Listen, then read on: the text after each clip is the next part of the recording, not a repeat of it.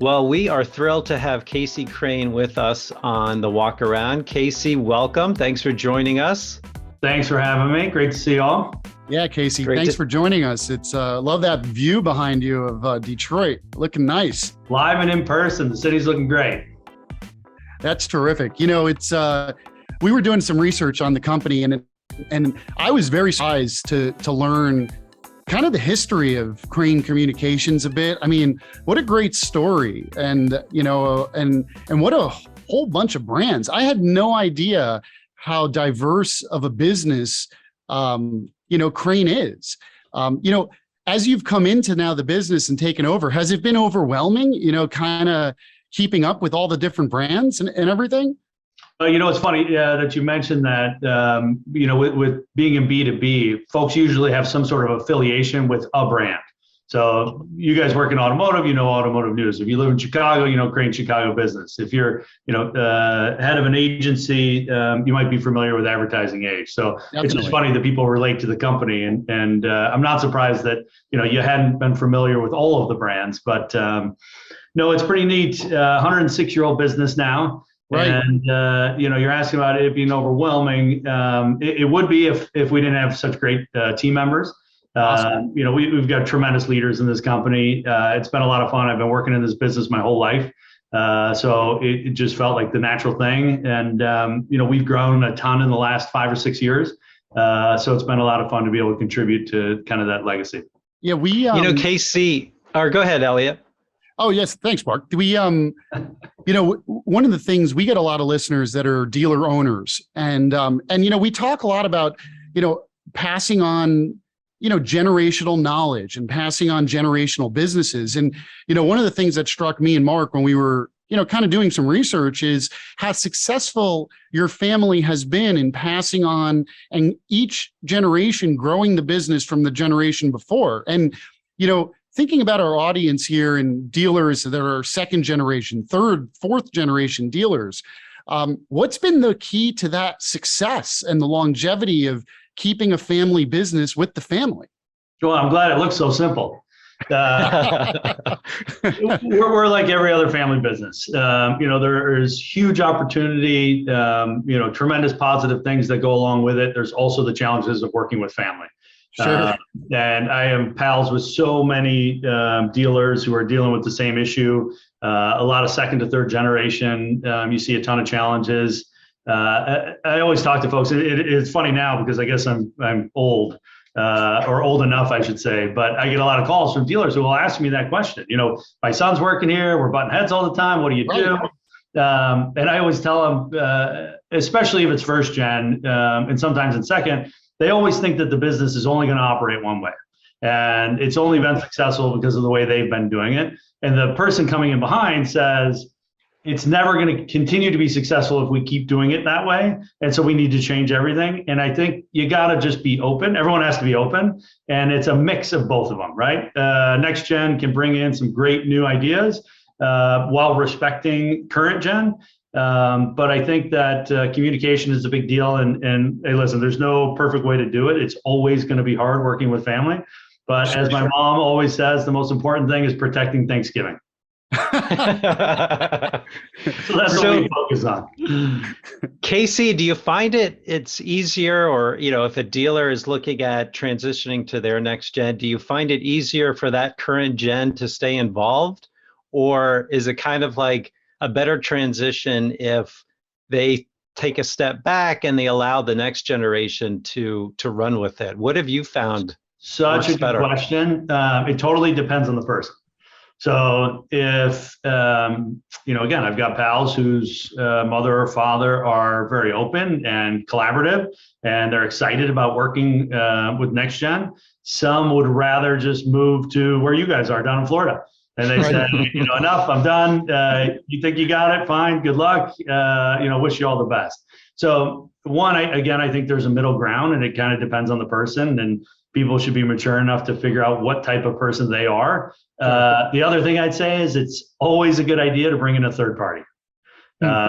Just having to work with, the transition from, some sort of vacation or holiday or relationship outside of the business, and then transition that into the business so complicated, so challenging. You've got, Sure. other non-family members, other employees working. You've got dynamics and relationships. So I think it's a case by case, but I always recommend try and bring in a third party, especially if it's a dealer of size or volume. The bigger it is, the more complicated it's going to be.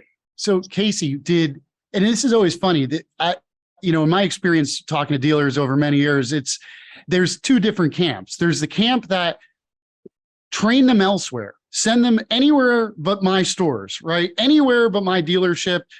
They can go to their enemy's dealership, their competitor.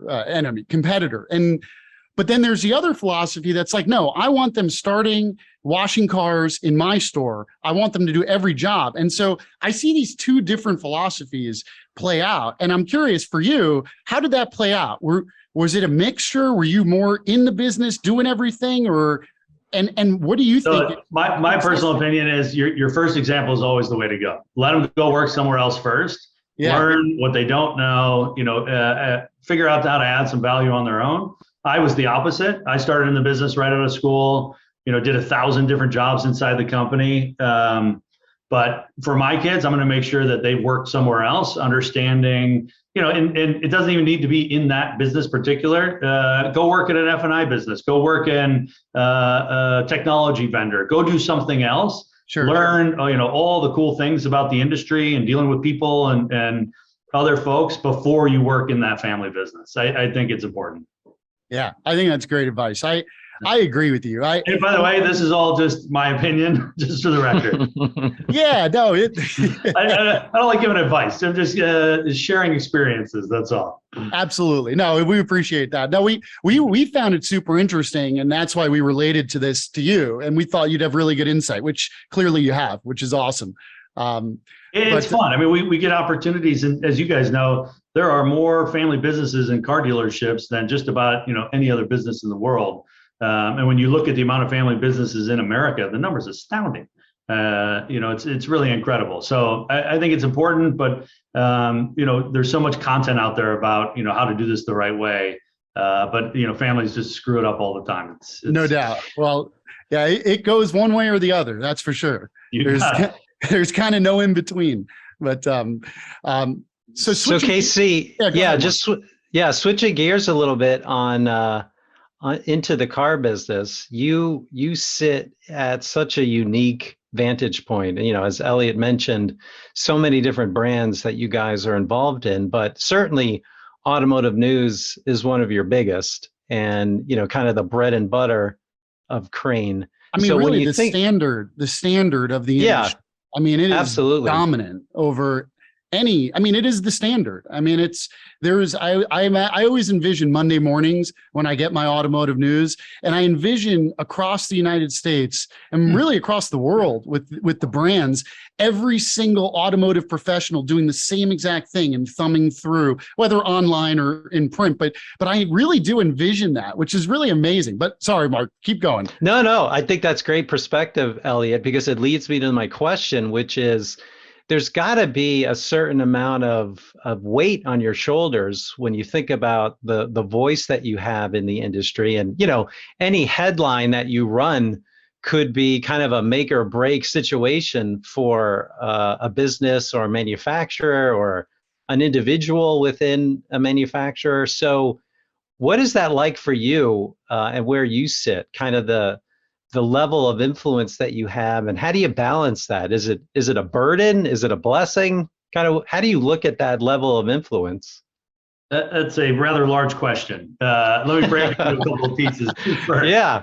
To your first point about Automotive News being kind of the industry standard, we recognize that. I get a lot of fun out of the fact that we have certain car dealers that actually will courier or FedEx their Automotive News from our printer directly to their dealerships, so that at 6:30 in the morning when they're in the office, they can have their cup of coffee and read off. that I will tell you, that skews to a bit of an older generation. Nowadays, we are a 24/7 news organization. We've really morphed into a really strong technology company.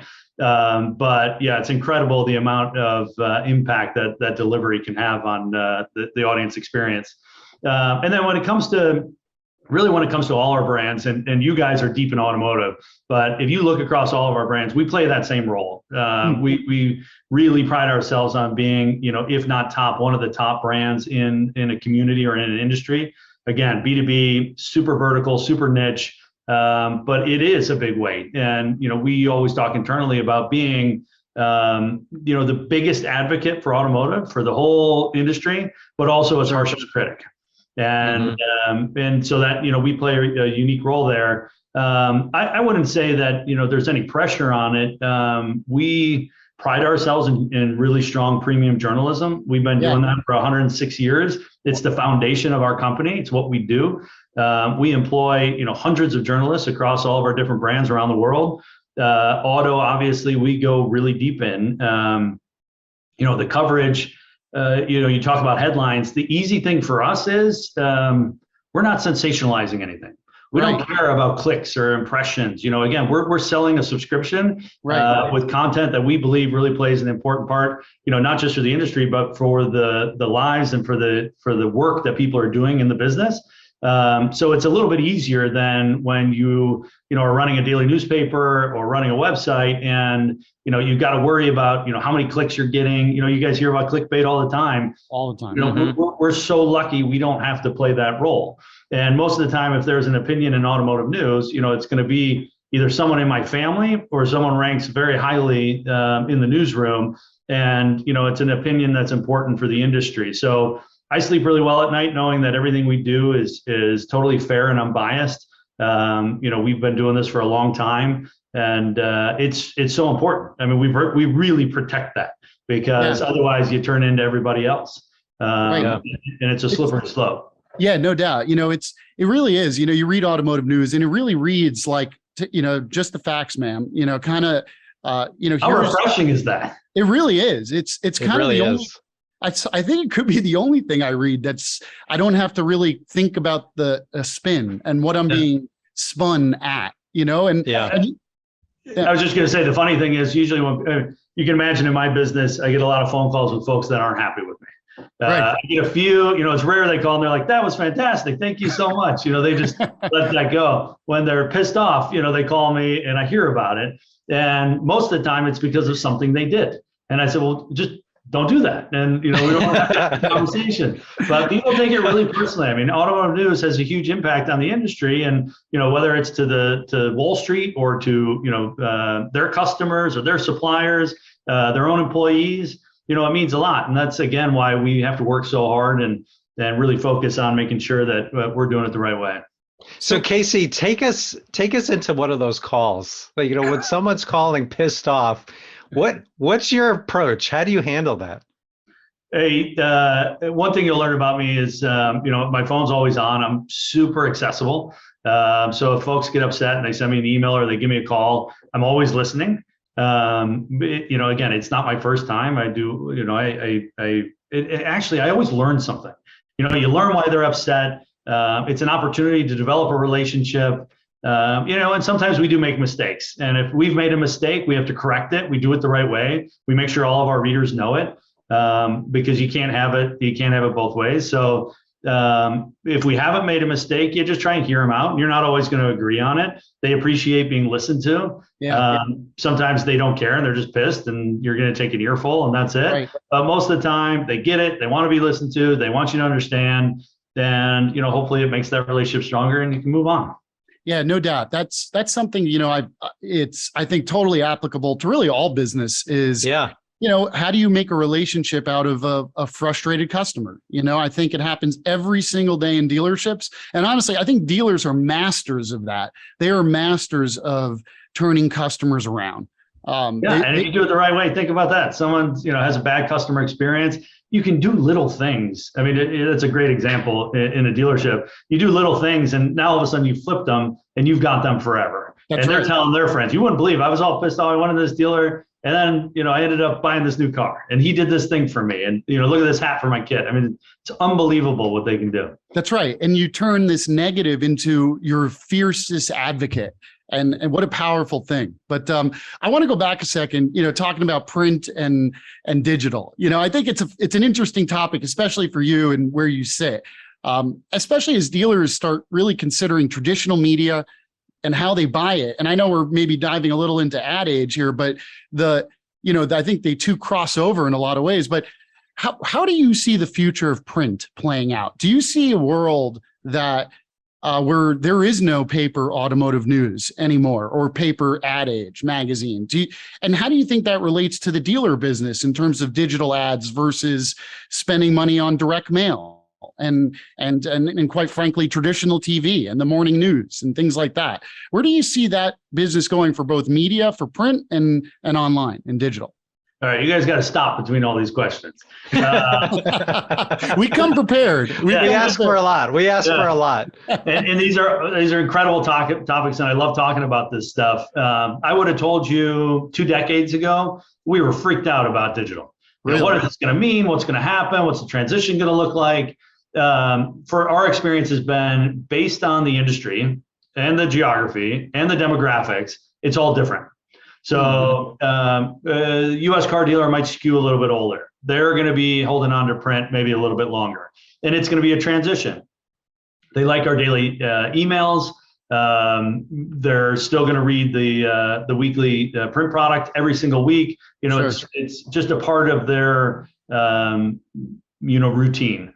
You take their next generation, and they grew up online. So they're going to be more native to a mobile experience, our apps, breaking news online, that sort of thing. They'll be comfortable going on and checking their automotive news website a couple of times a day.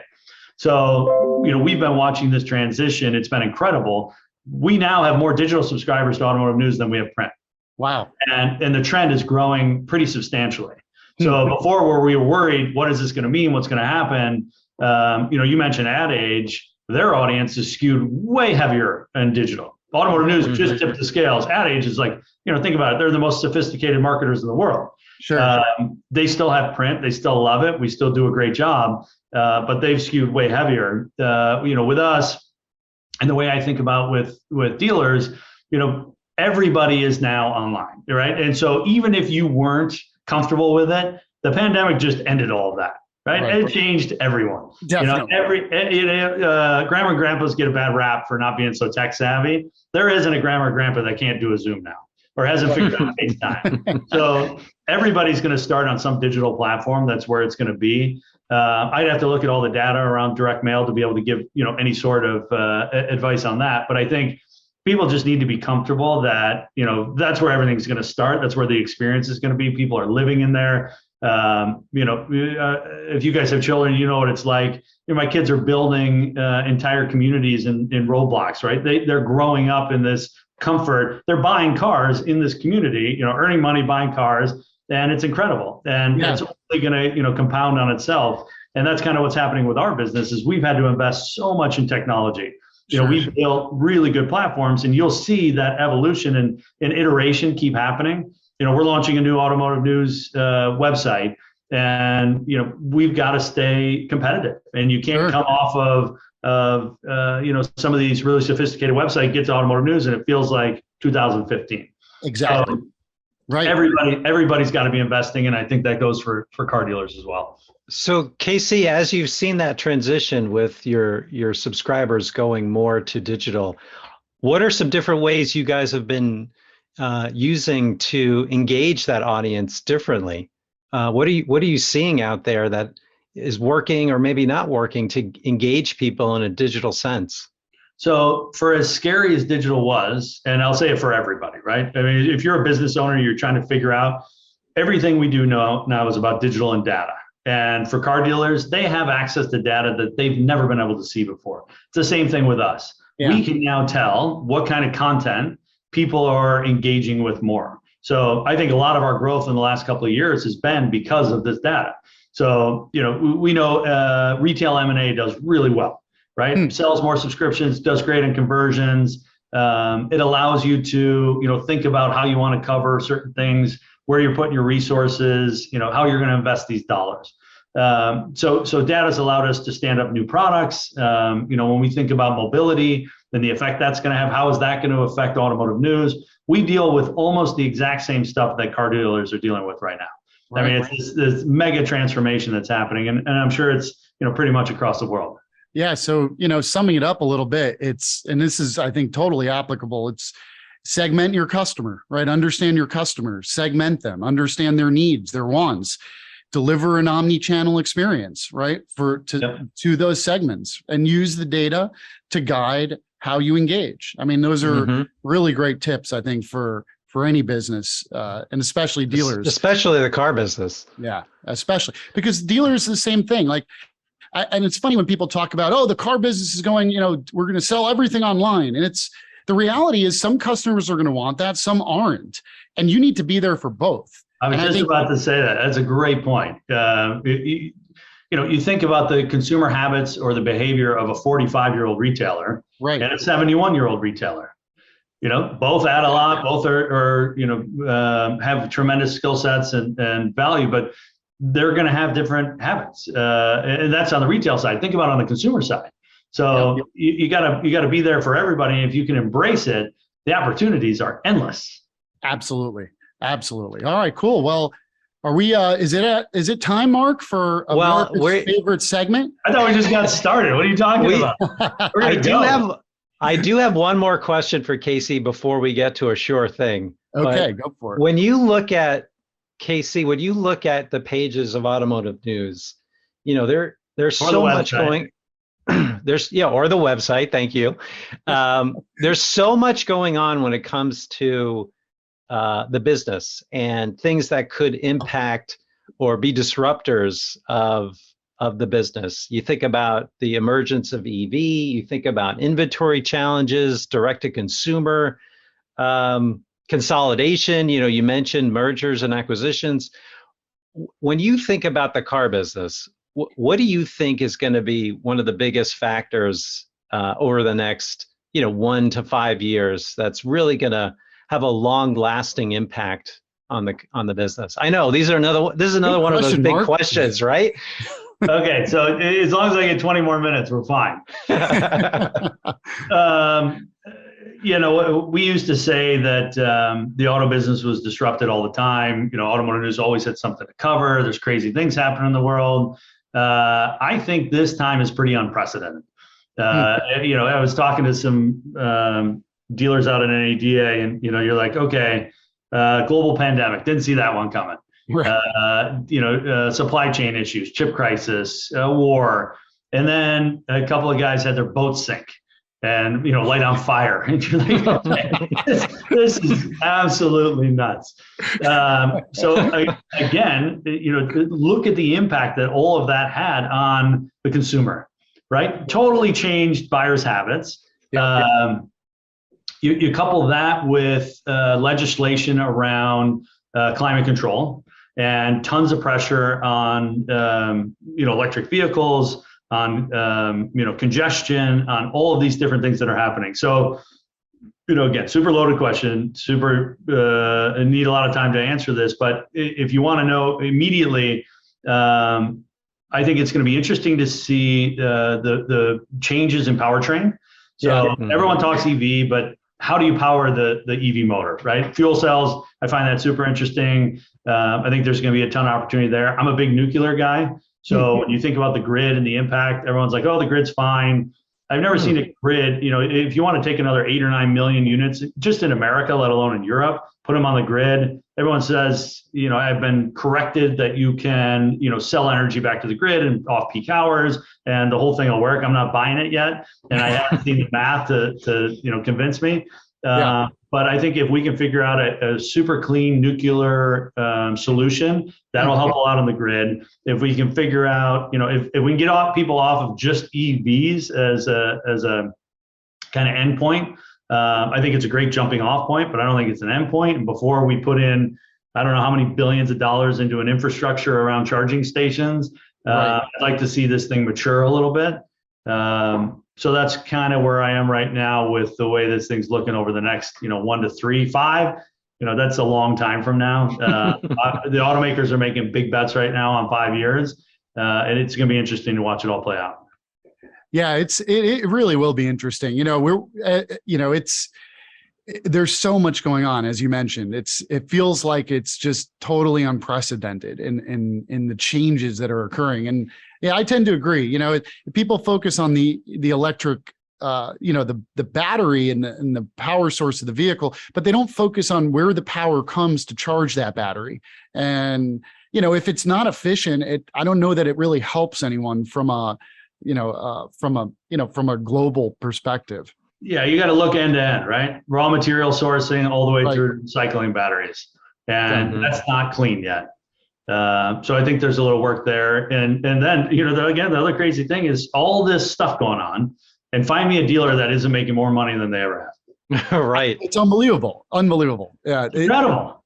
It's incredible. It's paradoxical in a lot of ways, but it'll change as everything does, right? Change is the constant for sure. Absolutely, you got it. Yep. All right. So Elliot, with that 10-cent word, paradoxical, we're going to switch over to America's favorite growing podcast segment, A Schor Thing. So Casey, this is where our Elliot Schor here, he is going to give you some hot takes, and then you're going to challenge those or validate those hot takes with your opinion. Sound good? Sounds great. All right, Elliot, so, take it away. Well, the first one here, it's piggybacks onto what we were kind of just talking about. And so, but I do believe in EV sales. I think that one of the reasons I believe in it is because the money is going there. The incentives are going there.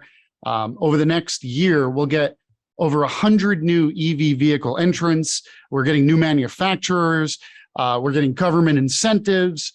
And so the cars are coming. And so because of that, I believe that EVs will be 25% of the market, a quarter of the new vehicle sales by the year 2027.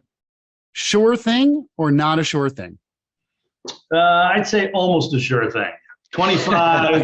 I'd give you a sure thing. 25 by 30. Okay. Just because the amount of volume. And the other thing I want to add to this, which I think is hilarious, is there's going to be 100 new EV models, whether people want them or not. Correct.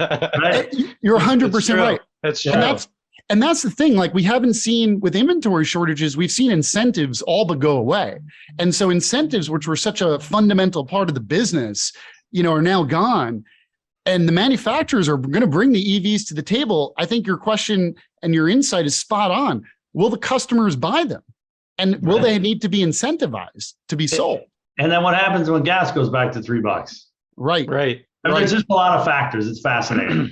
EVs, I agree with you. I'm pro, but again, I think there's too much money going at it right now. Exactly. For a reaction from Wall Street. That's not how. It's the Tesla effect.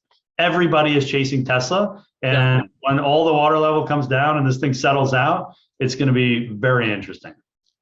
Awesome. All right. Well, that leads me to hot take number 2. Marc, do I get credit for that one? I'm going to give you, Casey, I'm the official scorekeeper here for Elliot's Schor Thing, and I'm going to give him a half a point. Oh, man, half. I thought I did better. Okay, fine. All right. You're tough today on a Friday. Thanks, Marc. Okay, so that leads me to my next hot take. And I'm going to stay in the EV realm for a second. There's a lot of new EV manufacturers coming to the table, a lot. And they all, what's that? There were a lot. We've already killed some of them, but yeah. Yeah. So, I believe that in the next 3 years, at least 2 EV manufacturers will fold. Not going to say who. I'm just going to say 2 new EV OEMs will close down shop. Sure thing or not a sure thing? 2 in the next 3 years. Mark, gets full points on a sure thing. Yes. All right. That one's like a no-brainer. I feel like my 11-year-old could have come up with that one. Backhanded compliment. Okay. I watch some of these SPACs, and the value they're putting on these businesses pre-sales is maddening. It's creating bad habits, and it's not helping our industry at all. Yeah, agreed. And it's shocking to see the valuations, and they've come down to earth a bit, but I don't see, it took Tesla years to be profitable, to years to get manufacturing up and running. And, it's interesting. I think the players that may be successful may not be the players that are getting the headlines. I think there are some under the radar manufacturers. Well, yeah, you've got a mix, right? Traditional manufacturers going EV, traditional manufacturers splitting off an EV business, traditional manufacturers splitting off going IPO with an EV business. Right. So watching all of these different models, then you've got startup and you've got, some more mature startups, I'd say. So, Wall Street, you get a little pressure on the market. You're not going to see as many IPOs. You're not going to see as many IPOs doing as well. And, my money would be on the traditional guys who are, pounding away, doing it the right way, doing good cars. And the retail experience is a huge deal, right? You got to have that touch point. And, I'm not putting my car on a trailer to go to another state to get the windshield fixed. Right. Correct. Yeah. And I know exactly what you're referring to. It's an interesting thing in terms of car ownership and how that's going to play out. Customers are so used to going to their local dealership, to getting a part, they have a problem, not like some of the manufacturers out there that it's maybe nice to buy one, but good luck if you get into an accident with one. You'll never see the car again. So, all right, cool. Well, that's all right, Elliot, let's see if you can finish strong. I mean, that was a pretty good second take. Okay, so for this last one, we see Detroit in the background, right? And I know you're very involved with a lot of Detroit charities and really involved with the community. It's part of your personal commitments, and I know it's part of the family and the company's commitments as well to the city of Detroit. Having said that, Detroit's in an interesting spot in terms of its athletic teams these days. And so I know where you're going, Elliot. And so I believe that there will not be a single Detroit major sports team to win a championship in the next 5 years. No championships coming to Detroit from any major sports team in the next 5 years. Sure thing or not a sure thing? No, that's the farthest from a sure thing. Okay, tell me more. Yeah. Who do you think has the best chance of the major sports teams?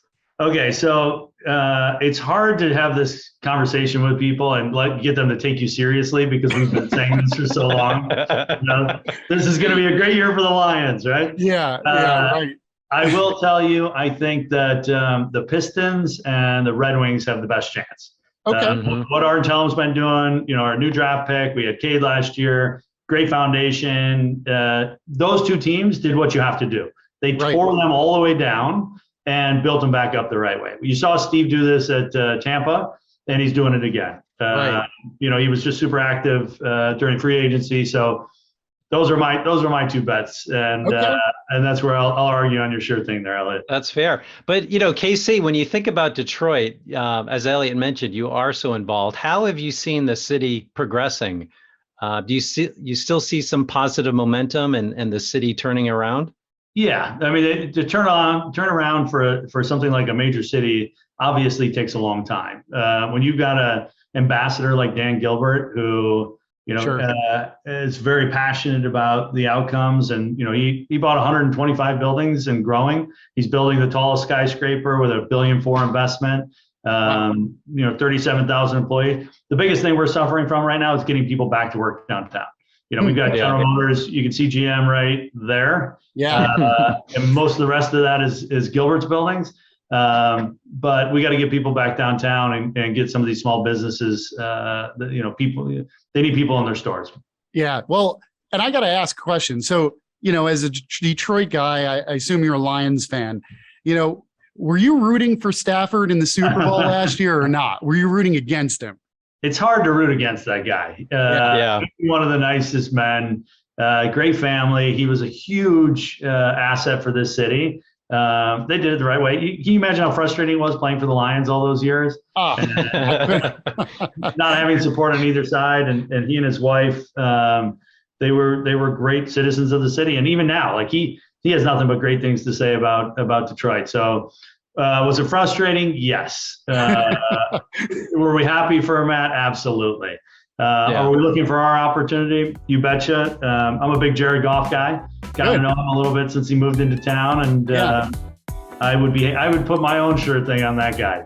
Oh, all right. There we go. There we go. Well, interesting to see that play out. Well, Casey, we can't thank you enough for the time you shared with us. Just a ton of great knowledge and insight, and we really appreciate you joining us today. Absolutely. Great to be with you. I could talk about this. I mean, media marketing in the car business. Next time you got another couple hours, let me know. All right. We'll have to schedule a part 2. It sounds like we got a part 2 coming your way on the podcast. Great.